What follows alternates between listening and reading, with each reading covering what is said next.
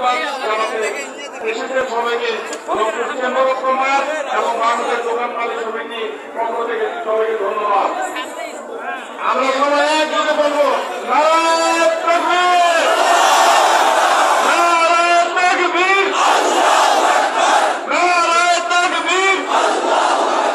আমরা মুসলমান, আমাদের প্যালেস্টাইনি ভাইদের উপরে যে বঞ্চিত এবং হত্যা জগৎ চলছে, আমরা ঘৃণা জানাই রংপুরের সর্বস্তরের ব্যবসায়ীদের পক্ষ থেকে, আমরা ঘৃণা জানাই সমস্ত বাংলাদেশের পক্ষ থেকে, সমস্ত মুসলিম উম্মার পক্ষ থেকে।